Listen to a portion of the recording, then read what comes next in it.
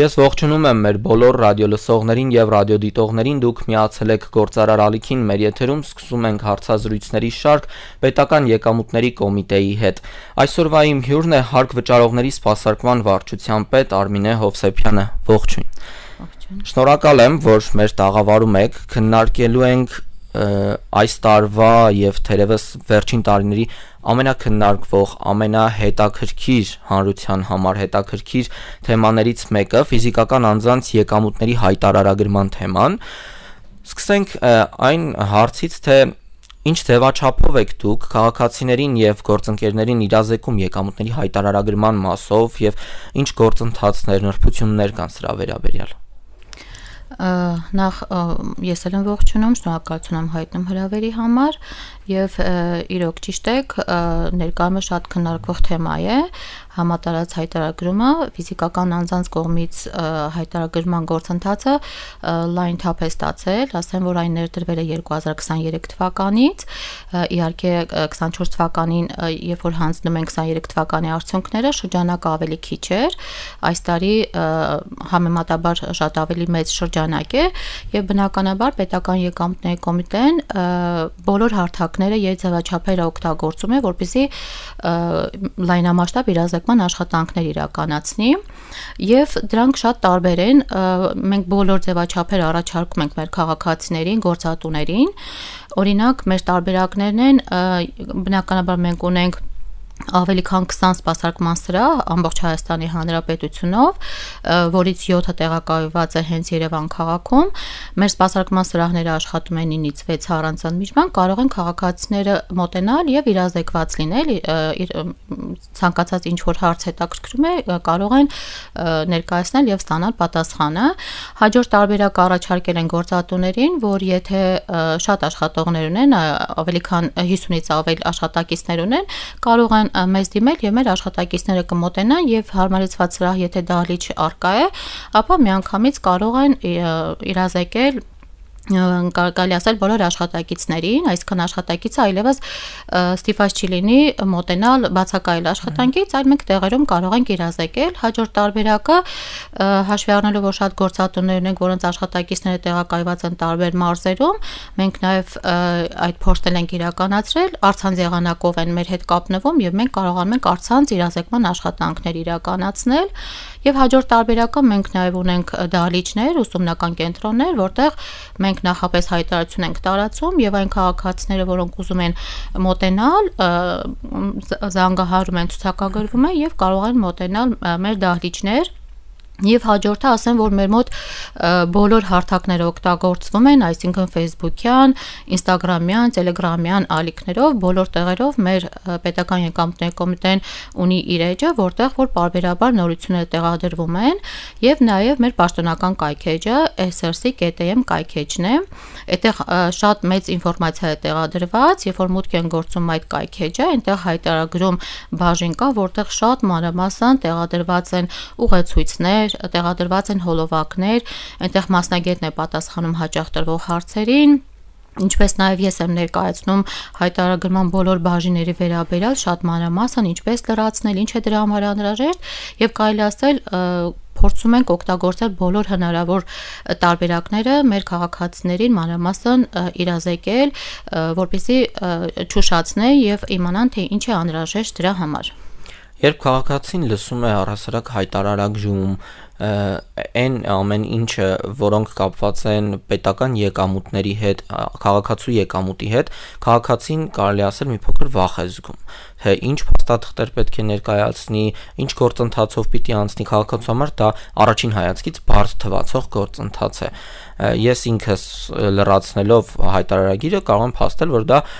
այդքան էլ բարդ գործընթաց չէ, եթե դու կետերի հերթականությունը ուղղակի կարդալով, ձևաթղթում լրացնելով գնաց։ Մի փոքր խնդրեմ ներկայացնեք ինչ նախ գործընթացը ինչպես է իրականացվում քաղաքացու կողմից եւ ինչ փաստաթղթեր պիտի քաղաքացին ունենա իր ձեռքի տակ, որ սկսի այդ գործընթացը։ Այո, ճիշտ եք, իրազեկման ժամանակ շատ քաղաքացիներ դժգոհում են, քանի որ շատ մանրամասն իրազեկված չեն լինում, բայց երբ որ մենք իրազեկում ենք, թե ինչ է դրա համար անհրաժեշտ, մի փոքր արդեն հասկանում են, որ այդքան էլ բարդություն չի գրում, եւ նշեմ, որ այն մտավախությունը, որ նոր հարկատեսակներ են առաջացել կամ նոր հարկային բեռ է առաջացել, ոչ, այստեղ հարկային օրենսգրքում միակ պահանջը այն է, որ պետք է եկամուտների վերաբերյալ ընդհանրապես հայտարարել նախորդի համեմատ այստեղ նոր հարկեր չեն առաջացել, ինչ փաստաթղթեր են պետք, նշեմ, որ այս հայտարարագիրը, հաշվարկ հայտարարագիրը ներկայացում է բացառապես էլեկտրոնային եղանակով, իսկ բացառապես էլեկտրոնային եղանակով ներկայացնելու համար նախ պետք է համակարգ մուտք գործել եւ նույնականացվել, իսկ նույնականացվելու համար պարտադիր պահանջ է ունենալ նույնականացման քարտ։ Այսինքն, եթե քաղաքացին արդեն իսկ նույնականացման քարտ ունի, կարող է հանձնել դրա հիման վրա, կարող է համակարգչային տարբերակով ունենալով քարտ կարդացող սարք, բայց եթե նախընտրում է ավելի պարզ մատչելի տարբերակը, ինչը որ նաև ես եմ այդ տարբերակը ընտրել, ID-ի հիման վրա, այսինքն նույնականացման քարտի հիման վրա մոտեցել եմ բջջային օպերատորին եւ MID տարբերակն եմ ընտրել, դա այսինքն հեռախոսով ստորագրելու տարբերակն է, ինքը շատ հեշտ գործընթաց է, ընդհանրապես ID-ով ներկայացել եմ օպերատորին եւ 5 րոպե ընթացքում ստացել եմ MID տարբերակը, իսկ ինչ է նույնականացումը իրենից ենթադրում, ընդհանրապես հայտարարագրի բջջային հավելվածով բջջային տարբերակն եմ ընտրում, ընդհանրապես հեռախոսահամարը հավաքում եմ եւ հեռախոսից պատկերվում է նշան հավելված, որով որ պետք է հավաքեմ ընդհանրապես գաղտնաբառը հավաքելուց հետո արդեն մուտք եմ գործում հայտարարագիր եւ այս ամբողջ գործընթացը որ նույնականացում սա էր այսինքն երբ մուտք եմ գործում արդեն հայտարարագրերի բաժին այստեղ ընդհանրապես տեղեկատվություն պետք է լրացնել միայն վարկերի վերաբերյալ դրսից ստացած եկամուտների վերաբերյալ դրսից ասելու ոչ միայն արտերկրից այլ եթե այլ փոխանցումներ է ստացել ես իհարկե մի փոքր ուշ ավելի կներկայացնեմ մանրամասն բոլոր բաժինների վերաբերյալ եւ այդ բոլոր բաժինը լրացնելուց հետո կարելի ասել որոշակի տեղեկատվություն ՊԿ-ի իհարկե տիրապետում է ինքնաշխատ եղանակով է լրացնում Իհարկե ներկայումս եւս տարում են աշխատանքներ, որ այլ գերատեսչությունից եթե այլ տեղեկատվություն ենք մենք ներառենք եւ ինքնաշխատ նախալրացնենք,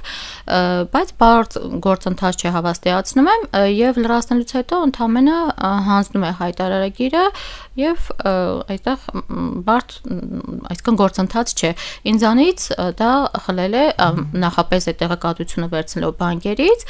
կարելի ասել 10 րոպեում լրացել եմ հայտարարագիրս։ Հայտարարագիրը լրացնելուց հետո գործընթացը իրենից ենթադրում է նաև առավելություններ։ Մենք գիտենք, ինչ առավելություններ կան, որ մեր քաղաքացիները դրանից կարող են օգտվել ու չթվա, որ միայն ուղղակի չոր հայտարարագրում են կատարում ու վերջ դրանից հետո գործընթացը սառեցվում է։ Նշեմ, որ հայտարարագիրը ներկայացնելու ընթացքում, այսինքն եւ նաեւ հանձնելուց հետո կարող է օգտվել սոցիալական ծախսի փոխհատուցումից,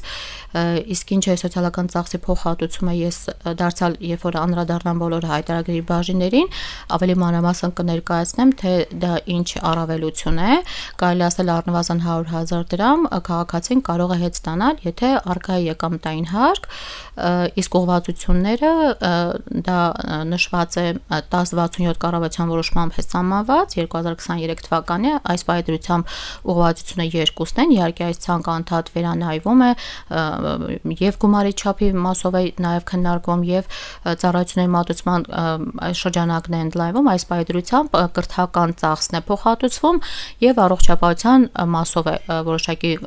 ծառայություններ կան որ փոխհատուցվում են Տեսեք, մարդկանց գործողությունների մեջ միշտ կան սխալներ։ Հիմա էլ մենք այս հարցազրույցը անելից ինչ որ մի սխալ թույլ ենք տալու հաստատ։ Քաղաքացին լրացրեց հայտարարագիրը, բայց պատահմամբ ինչ որ մի սխալ թույլ է տվել։ Այդ սխալ թույլ տվածը շտկելու ինչ հնարավորություն ունի քաղաքացին։ Իհարկե ճիշտ եք ասում, սխալվել հնարավոր է, այսինքն բոլորս էլ կարող ենք սխալ թույլ տալ, միգուցե եւ մեխանիկական, տեխնիկական կամ չգիտեմ օրինակ դիտավորյալ տարբեր հիմքերով կարող են եւ սխալներ թույլ տալ։ Ուրեմն ճշգրտման հնարավորություն միշտ թույլատրվում է քաղաքացիներին, եթե հայտարարագիրը օրինակ հիմա ես ներկայացրել եմ, բայց նկատել եմ օրինակ, որ ինչ որ բան թերի եմ լրացրել կամ սխալ է կամ չգիտեմ, ինչ որ հիմքով սխալ տեղեկատվություն եմ ներկայացրել, ես կարող եմ ցանկացած պահին ինչքան ուզում եմ 3 տարվա ընթացքում առնվազն կարող եմ ճշգրտել այդ հայտարարագիրը եւ ինչ է պետք դրա համար նորից մոտ գործել այդ համակարգ հայտարարագրման Եթե միջև այդ անավարտ հայտարարագրերում ես դա պահպանել եմ, կարող եմ այդ հայտարարագիրը բացել, խմբագրել եւ լրացնել են, եթե բաց եմ թողել կամ սխալ եմ լրացել, կարող եմ շտկել եւ նորից հայտարարագիրը հանձնեմ եւ այդ ժամանակ համակարգը զգուշացում է բերում, որ դուք արդեն իսկ ներկայացել եք հայտարարագիր, միգուցե արդեն ուզում եք ճշգրտված հաշվարկ ներկայացնել, նշում եք կատարում, որ այո, փորձում եմ ցանկանում եմ կատարել ճշգրտում եւ հայտարարագիրը կարող է հանձնել։ Այստեղ ոչ մի խնդիր չկա, իհարկե բոլորն էլ կարող են սխալվել, հանգիստ կարող են 3 տարվա ընթացքում ճշգրտել հայտարարագիրը։ Հայտարարագրման այս գործընթացում տարբեր փոփոխություններ եղան այս տարվա ընթացքում 25-ի նախ ժամկետը երկարաձգվեց, որպեսզի քաղաքացիները կարողանան պատշաճ կերպով իրենց եկամուտները հայտարարագրել։ Կառավարության որոշումներում ինչ փոփոխություններ են տեղի ունեցել։ Այո, փոփոխություններ տեղի ունեցել, իհարկե ոչ միայն կառավարության որոշում, նաև հարկային օրենսգրքով, որտեղ ժամկետը սահմանված էր հարկային օրենսգրքով, ինչպես գիտենք, վերջնաժամկետը մայիսի 1-ն էր, ինքնին հայտարարման գործընթացը բարդ չէր, կարծում եմ մեր քաղաքացիները կարող էին եւ փորձել հանձնել մինչեւ մայիսի 1-ը, սակայն այստեղ քանի որ նույնականացման քարտ ձեռք բերելու խնդիր կար, շատ քաղաքացիներ չունեին եւ դրա համար ժամկետ էր պետք, ժամանակ էր պետք, որպեսզի ստանային նույնականացման քարտեր եւ փոփոխություն տեղի ունեցավ ներկայացման ժամկետը 24 թվականի հետաձգվեց մինչեւ նոյեմբերի 1-ը, իհարկե ոչ միայն ներկայացման, այլ նաեւ վճարման վերջնաժամկետը, որտեղ ինչպես գիտենք, նաեւ այս հայտարարագրով քաղաքացիներ կան, որ հարկային պարտավորություններ են առաջանում, իհարկե կնշեմ թե որ դեպքում է դա, եւ վճարման ժամկետը հետաձգվել է մինչեւ նոյեմբերի 1-ը։ Իսկ կառավարության որոշման մեջ որոշակի փոփոխություններ են տեղի ունեցել այն առումով, որ օրինակ շրջանակը ընդլայնվեց, եթե միջև այդ բուհական, հետբուհական, այդտեղ շրջանակը շատ ընդլայնվեց, հիմա բոլորը չթվարկեմ կարող են 1067 կառավարության որոշման մեջ դա տեսնել։ Այնտեղ արվեստի, պարարվեստի խոսքով շատ են դրանք, կարող են ծանոթանալ։ Այստեղ որոշակի հստակեցում եւ կարելի ասել առանձնահատկություն սահմանվեց, քանի որ 24 թվականի արդյունքներով 25 թվականն են մեր քաղաքացիները հայտարարագիր հանձնում, բնականաբար շատերը չգիտեին, որ փոխանցումները բացառապես իրենց կողմից պիտի կատարվեր եւ ստացվել էր օրինակ բերեմ, որ ուսման վարձը օրինակ 3-րդ անձի էին տրամադրել, իսկ ինչպես գիտենք, փոխհատուցումը միայն փոխհատուցման դեպքում որ իր համար է ծախսը եւ հենց ինքն է կատարում կամ ընտանիքի անդամի, իսկ ընտանիքի անդամը այս շրջանակներում համարվում են ծնողները, ամուսինները եւ զավակները, բայց քանի որ տեղեկացված չեն եղել, գումարը օրինակ փոխանցել են այլ երրորդ անձի, օրինակ վարորդի կամ չգիտեմ ընկերոջը եւ բնականաբար ստացվում է, որ փոխհատուցումից չեն կարող օգտվել, բայց քանի որ սա նոր ներդրող համակարգ էր, այս դեպքում էլ հնարավորություն ընձեռվեց մեր քաղաքացիներին, իհարկե մինչեւ 25 թվականի հունիսի 1-ը կատարված վճարումների մասն է խոսքը, այսինքն դրանից հետո գոնե մեր քաղաքացիները տեղեկացված են եւ կարող են արդեն վճարումները ճիշտ կատարել, այսինքն հնարավորություն ընձեռվեց ինչ առումով, որ կարող են ուսումնական հաստատություն օրինակ մոտենալ, հայտարարություն գրել, որ ճիշտ է երրորդ անձի կողմից է կատարվել, բայց այդ եկամուտները իրենն են ու իր եկամուտներից է ծախսը կատարվել Եվ այդ հանգամանքը հաշվի առնվում եւ ուսումնական հաստատությունը կարող է հանգիստ հաշիվը դուրս գրել հաշվարկային փաստաթուղթը,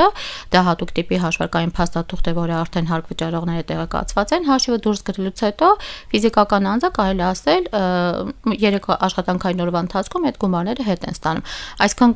այդ կառավարության որոշումը, որով շրջանակը սահմանված է եւ գումարի չափի, եւ ընտանիքի անդամի, եւ սոցիալական ծախսի ուղղվածությունների անդադ վերանայվում են եւ բարելավում են իհարկե։ Ուսման վարձ վճարած առողջապահական այս ծախսերը կատարած մարդիկ, ովքեր հայտարարագիրը լրացրել են, ինչ քայլերի հաջորդականություն պիտի կատարեն, որպեսզի իրենց սոցիալական ծախսի հետ վճարը ստանան։ Տեսեք, մենք ասում ենք, որ այս հայտարարագիրը բնականաբար եկամուտներին է միայն վերաբերում ու այն էլ հենց այդ որ թվականի համար որ ներկայացնում են, այսինքն եթե այս տարի ներկայացնում ենք 24 թվականի համար, միայն եկամուտների վերաբերյալ պետք է հայտարարագրեն, սակայն այն ծախսերի մասով, որը որ փոխհատուցման ենթակա է, այդ մասով որոշակի անելիք ունի քաղաքացին, ինչը պետք անել Բարձ քայլերի հաջորդականություն։ Ընդհանրապես, եթե դա օրինակ ապահովագրական ծախսն է, այդ ապահովագրական կազմակերպությունը ընդհանրապես պետք է հաշիվ դուրս գրի։ Հաշիվ դուրս գրելու համար ինչ է պետք, ապահովագրական կազմակերպությունը իր վերաբերյալ տեղեկատվությունը ներկայացնում է լիազոր մարմնին, իր դեպքում օրինակ ասենք կենտրոնական բանկն է։ Կենտրոնական բանկին տեղեկատվությունը ներկայացնելուց հետո Կենտրոնական բանկը ապահովագրականի վերաբերյալ մեծ տեղեկատվություն է տալիս, այսինքն պետական եկամուտների կոմիտեին, եւ պետական եկամուտների կոմիտեն այդ տեղեկատվությունը ինտեգրում է, ներառում է մեր համակարգում եւ այդ ապահովագրական կազմակերպությունը արդեն կարողանում է սահմանված հաշվարկային փաստաթուղթը դուրս գրել։ Այս գործընթացին կարելի ասել բոլոր կազմակերպությունները, որոնք այս փոխհատուցման ծառայություններն են մատուցում, որը փոխհատուցման ենթակա են, արդեն տեղեկացված են եւ գիտեն ինչ ընթացակարգով, այսինքն եթե դա ատամնաբուժարան է, ատամնաբուժարանը իր տեղեկատվությունը ներկայացնում է առողջապահության նախարարությունը, իսկ առողջապահության նախարարությունը ներկայացնում է պետական եկամուտների կոմիտեին, որպեսզի հնարավորություն տանք այդ ատամնաբուժարանին հաշիվ դուրս գրելու։ Ուսումնականի մասով բնականաբար տեղեկատվությունը ներկայացվում է ուրեմն կրթության նախարարությանը։ Իդեպ ասեմ նաև բոլոր գերատեսչություններն էլ, օրինակ կրթության նախարարությունն այդ տեղեկատվությունը հրապարակում է իր կայքեջում, կարելի ասել ինչ որտեղ նաև քաղաքացիները իրազեկված են լինում այդ էջերից օգտվելով, թե որ կազմակերպություններն են, որոնք այս փոխհատուցումը իրականացնում են, ծառայություններ մատուցում են եւ իրանք լիցենզավորված են, որտեղ այս շրջանակներում շատ ատամնաբուժարաններ པարզ դարձավ, օրինակ, չգիտեմ, որ իրանք գրանցված չէին միգուցե կամ լիցենզավորված չէին, բնականաբար փոխհատուցումից չօգտվեցին, սա էլ ազդակ է, որպեսզի եւ ատամնաբուժարանները ավելի զգոն լինեն, լիցենզավորված լինեն, գրանցված լինեն, այդ դեպքերում այսքան քաղաքացին էլ չի տուժի այդ կազմակերպության գործողություններից։ Այսինքն ամփոփելով ինչ է պետք, եթե օրինակ իմ ընտանիքի անդամը ես վճարել եմ իմ ընտանիքի անդամի համար ուսման վարձ, ընդհանրապես այդ ուսումնական հաստատությունը իր վերաբերյալ տեղեկատվություն ուղարկել է կրթության նախարարությանը, որը հրապարակել է եւ տեղեկատվությունը տվել է Պեկին, եւ այդ ուսումնական հաստատությունը արդեն հնարավորություն ունի փոխհատուցման համար համապատասխան հաշվարկային փաստաթուղթը դուրս գրել, իսկ այդ պահին, երբ որ փաստաթուղթը դուրս է գրվում ինքնաշխատ եղանակով, ես որպես հայտարարագիր ներկայացնող իմ էջում, հայտարարագրման էջում միանգամից տեսնում եմ այդ եւ հաշվարկային փաստաթուղթը եւ ինքնաշխատ եղանակով արտացոլվում է իմ հայտարարագրի մեջ։ Եթե կազմակերպությունը, որին դիմել է քաղաքացին հաշիվ դուրս գրելու համար, ուղղակի հրաժարվում է հաշիվ դուրս գրել, այս դեպքում քաղաքացին ում պետք է դիմի։ Տեսեք, միգուցե այդ դեպքերը ավելի շատ լինեին մինչև հունիսի 1-ը, որտեղ որոշակի հարցեր կարգավորված չէին, բայց քանի որ այդ բոլոր հարցերը կարգավորվեց կառավարության որոշմամբ, կարծում եմ դրանից հետո այլևս խնդիր չենք ունեցել, բայց եթե այդպիսի խնդիր կլինեն, օրինակ, եթե դա ատամնաբուժարանի մասով է, այդ լիազոր մարմինը, կարգավորող լիազոր մարմինը համարվում է օրինակ առողջապահության նախարարությունը, կարող են դիմել այդ նախարարությանը, օրինակ կամ զանգերի կենտրոն կամ դիմում գրելով եւ հասկանալ խնդիրը ինչու է, որ ատամնաբուժարանը հաշիվ չի դուրս գրում, որտեղ այդ կազմակերպությունները, այսինքն կամ անհաձեռներեցները, որոնք այդ ծառայությունը մատուցում են, պարտավոր են հաշիվներ դուրս գրել։ Հայտարարագրման գործընթացի շրջանակներում նաև այստեղ հասկանանք ինչ պարտավորություններ ունեն վարձակալությունից եկամուտ ստացող քաղաքացիները, որովհետև իրենք էլ իրենց հերթին են իրենց եկամուտները լրացնում։ Այո։ Վարձակալության մասով նշեմ, որ հետևյալն է, նախ վարձակալության համար կան համապատասխան հայտարարության ձևեր, եթե դրանք պետական գրանցում չեն ստացել, այսինքն եթե ես որպես ֆիզիկական անձ վարձակալությամբ տվել եմ այլ ֆիզիկական անձը եւ պետական գրանցում այդ վարձակալության պայմանագիրը չի ստացել պետական գրանցում, ես կարող եմ պետական եկամուտների կոմիտեին հայտարարություն ներկայացնել, թե որ ամիսների համար եմ օրինակ վարձակալությամբ իմ գույքը տրամադրել, բայց դրանից հետո, քանի որ հարկերի հաշվարկման գործընթացը իմ վրա է դրված, ես պիտի հաշվարկեմ, թե քանի ամիս եմ տվել, ինչ եկամուտ եմ ստացել, ուրեմն հայտարարագիրը ներկայացնելիս, այնտեղ ունենք նաև երրորդ բաժին, այդտեղ պետք է լրացնի վարձավճար տողում այն գումարը, ինչ որ եկամուտ որ ստացել է, ինքնաշխատ եղանակով իհարկե 10% դրույքաչափը հաշվարկվում է եւ այդ առաջացած եկամտային հարկը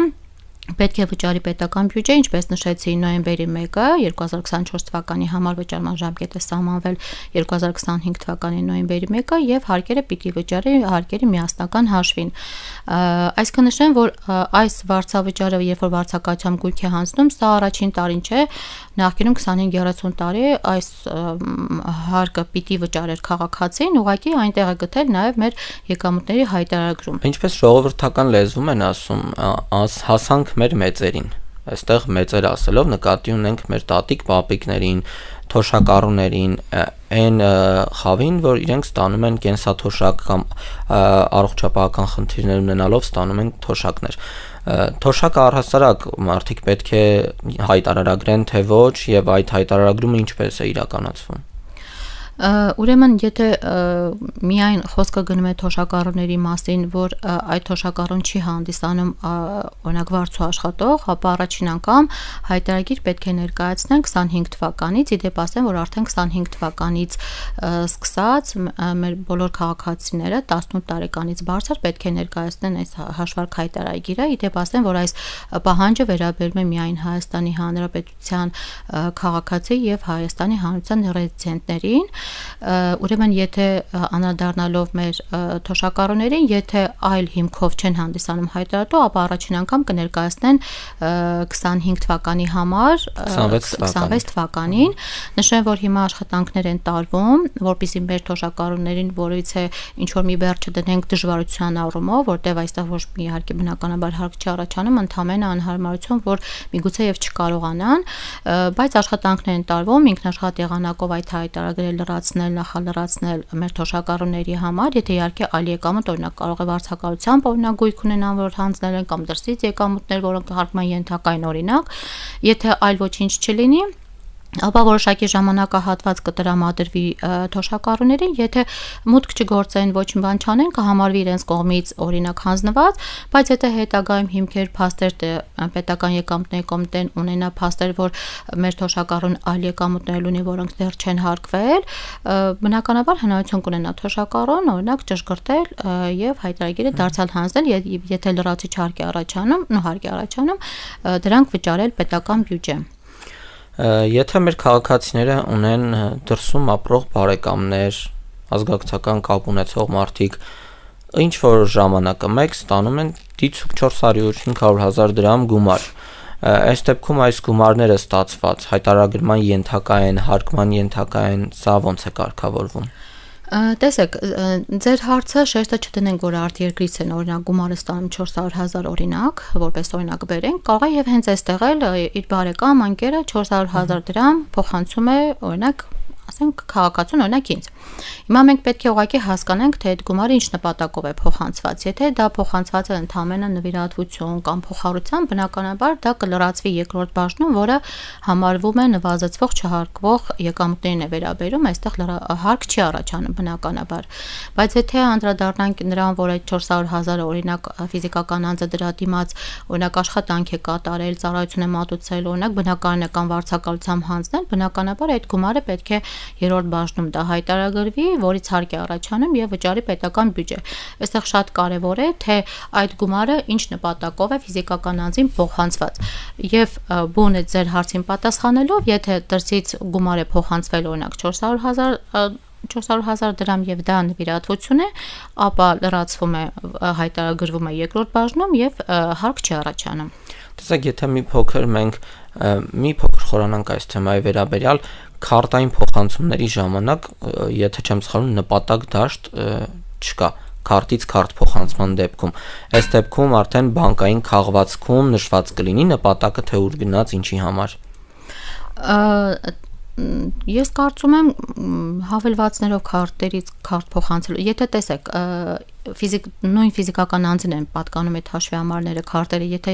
օրինակ ես իմ հաշիվների մեջ, քարտերի մեջ փոխանցումներ անում, դրանք հայտարարագրման ենթակա չեն, հայտարարագրման ենթակա է միայն այն, կարելի ասել դրամական հոսքերը, եկամուտները, որոնք այլ տեղից եմ ստանում։ Դա եթե լինի աշխատավարձի տեսքով, դա մեր հայտարարագրման առաջին բաժինն է, դա լրացնել այլևս պետք չէ, որտեղ արդեն այդ տեղեկատվությունը առկա է։ Եթե դա ես իմ բարեկամից որպես նվեր եմ ստացել, ես ընդհանրապես հայտարարագրում եմ երկրորդ բաժնում, որից հարկ չի առաջանում։ Այստեղ շատ կարևոր է նպատակ դաշտը, իհարկե շատ կարևոր է, այսուհետ կարծում եմ մեր քաղաքացիները նպատակ դաշտում հստակ կնշեն դա փոխհարություն է, դրա նպատակը նվիրատվություն է, թե օրինակ ասենք վարձակալության դիմաց տրված գումար է, ավելի ճիշտ կլինի, որ նպատակ դաշտում գրեն։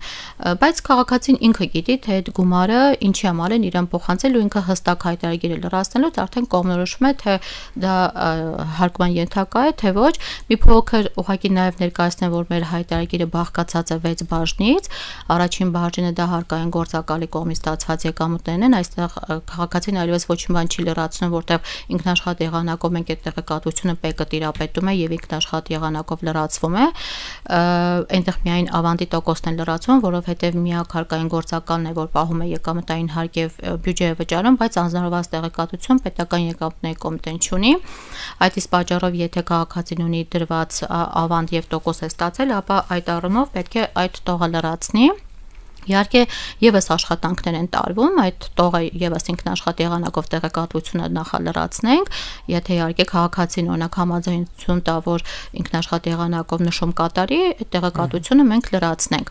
Այսինքն առաջին բաժնում ամփոփելով, այստեղ քաղաքացին ոչ մի բան չունի լրացնելու, օրինակ եթե ավանդի տոկոս եւս չունի, այլևս ոչ մի բան չունի լրացնելու, այսինքն հարկային գործակալը արդեն իսկ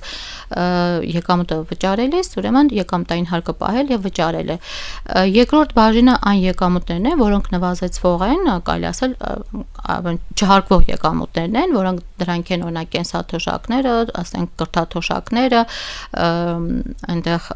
փոխհարությամբ տրված գումարները, վարկերը, անհատույց ստացված եկամուտներ, մի խոսքով թվարկելով կարելի ասել, որ այստեղ են եկամուտներ, որից հարկ չի առաջանում, իսկ երրորդ բաժինը դա այն բաժինն է, որը քաղաքացին այլ քաղաքացուց, օրինակ, այսինքն եկամուտը ստացել է, սակայն հարկային գործակալ չհանդիսացողից այդ եկամուտները ստացել եւ ինքը պետք է այդ գործողությունը կատարի։ Արդեն 4-րդ, 5-րդ բաժինները եւ 6-րդ բաժինները ինքնաշխատ լրացվողներ են, 4-րդը սոցիալական ծախսն է, ինչպես նշեցի, եթե հաստատությունը ծառայություն մատուցողը հաշիվ է դրսգրում ինքնաշխատ եղանակով կարտացոլվի, իսկ արդեն 5-րդ բաժինը ինքնաշխատ արդեն ամփոփում է արդյոք ֆիզիկական անձը ունի սոցիալական գումար, որ պետք է հետ ստանա, թե օրինակ հարկ ունի վճարման ենթակա եւ պետք է բյուջե վճարի։ 6-րդ բաժնին կարճ անդրադառնանք, դա սոցիալական վճարն է, ինքնազբաղվածները եթե ցանկություն են հայտնում 5% վճարել, ապա կարող են նշում կատարել, բայց դա պարտադիր դաշ չէ։ Այսքանը լրացնելուց հետո, երբ հայտարարագիրը ստորագրվում է եւ հանձնում է, այդ գործընթացը ավարտվում է այդքանով։ Եթե քաղաքացին վաճառում է բնակարանը, առանձնատունը, ավտոտնակը, այս դեպքում այս ամենը հայտարարագրում ինչպես է արտացոլվում։ Ինչպես նշեցի, դա արտացոլվում է երկրորդ բաժնում, եթե ֆիզիկական անձին է գույքը վաճառել, օտարել, ապա այդ եկամուտները լրացվում են երկրորդ բաժնում, դարձյալ նշեմ, հարկ չի առաջանում, իհարկե նշեմ, որ այս տարի փոփոխություն է տեղ ունեցել ՊԵԿ նախագահի հրամանով, որոշակի եկամուտներ կան, որոնք կարող են մինչև 300,000 դրամը չլրացնել, իհարկե եթե լրացնեն, միևնույն է հարկ չի առաջանում, ուղղակի որպեսզի անհարմարություն չլինի քաղաքացիներին շատ մանրամասն գումարներ լրացնել, եկամուտներ լրացնել, այստեղ հնարավորություն է տրված, որ միայն 300,000 եւ ավելին լրացնեն, դրանք 4 ուղղվածություն ունեն, դա փոխառությունն են, անհատույց ստացած եկամուտներն են, գույքի օտարումից ստացված եկամուտներն են եւ նվիրատվությամբ կամ ժառանգությամբ ստացված գույքն է։ Այդ 4-ի մասով քաղաքացին կարող է մինչև 300,000-ը չհայտարարել։ Եվ ուզում եմ վերջին հարցը տալ մեր հաղորդման, այս պահի դրությամբ երկրում քանի քաղաքացի է լրացրել հայտարարագիր եւ քանիսն են օգտվել սոցիալական ծախսի հնարավորությունից հետ վերադարձի։ Ես մեր ռադիոլսողներին ու ռադիոդիտողներին հիշեցնում եմ, որ մենք այս հաղորդումը ձայնագրում ենք հունիսի 26-ին եւ տվյալները հունիսի 26-ի դրությամբ են։ Խնդրեմ թվերը, եթե ձեզ մոտ կան թվերը ասենք։ Իհարկե, ուրեմն այս պայեդրությամբ 2024 թվականի արդյունքներով, որ 25 թվականին արդեն իսկ ներկայացրել են, մոտ 78,600 քաղաքացի ներկայացրել է հայտարարագիր, սոցիալական ծախսից օգտվել են 31,300 քաղաքացի մոտ, իսկ այդ գումարը, որ փոխհատուցվել է, մոտ 2.8 միլիարդ դրամ, կարող եմ նաև 23 թվականի արդյունքները ներկայացնել, 23 թվականի ներկայացվել է 60,000 քաղաքացիների կողմից ներկայացվել է հայտարարագիր, սոցիալական ծախսի համար դիմել է մոտ 4,300 քաղաքացի եւ որոնց վերադարձվել է 384 միլիոն դրամ։ Եվ վերջում էլ նշենք, թե այս տարվա վերջնաժամկետը հայտարարագրման երբ էր։ Հա, մեկ անգամից նշեմ, որ մեր քաղաքացիներն էլ տեղեկացված լինեն, վերջնաժամկետը եւ ներկայացման եւ վճարման 2025 թվականի նոյեմբերի 1-ն է, կխնդրեմ եւ կհորդորեմ, եթե հարցեր ունեն, կարող են զանգահարել, կարող են մոտենալ, տարբեր ձևաչափերով ՊԿ պատրաստ է իրազեկել քաղաքացիներին, հաշվի առնելով, որ եթե մինչեւ նոյեմբերի 1-ը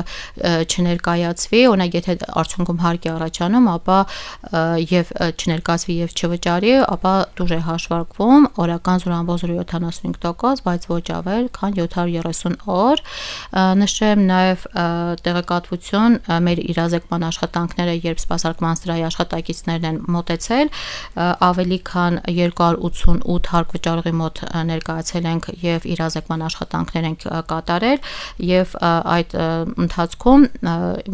այսքան սրահներում եղել են ամբողջ 288 հարկ վճարողի մոտ, որ այցելել ենք, 15603 քաղաքացու, կարելի ասել իրազեկման աշխատանքներ են իրականացել, իհարկե այս թվի մեջ չի մտնում նաև ովքեր որ սպասարկման սրահ են մոտեցել, այսինքն այդ թիվը ավելի մեծ կլինի, բայց հաշվի առնելով, որ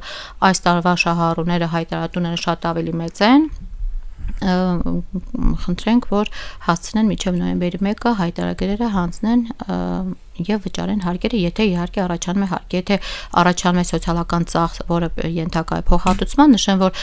փոխհատուցման համար ինչ է անհրաժեշտ, հայտարարագիրը ներկայացնելուց հետո դիմում է լրացնում քաղաքացին, դիմում մեջ նշում այն գումարը, որը ենթակա է վերադարձման, ինչպես նշեցի, առավելագույնը 100,000 դրամն է, դիմում լրացնելուց հետո,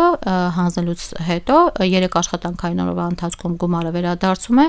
առողջապահության մասով առավելագույն գումարը դա 50,000 դրամն է, կրթության մասով 100,000 դրամն է, բայց երկուսը իրար հետ չի կարող գերազանցել 100,000 դրամը։ Իդեպ ասեմ, որ այս առավելագույնը 100,000 դրամ, եթե օրինակ սոցիալական ծախսը կազմել է ընդունենք 50,000 դրամ, բնականաբար կստանա 50,000 դրամ եւ նշեմ, որ պարտադիր պայման է, որ քաղաքացին պետք է ունենա եկամտային հարկ, որտեղ ինչպես գիտենք, եկամտային հարկ եթե առաջանում է, շատերը տարբեր փոխհատուցումներից նաեւ,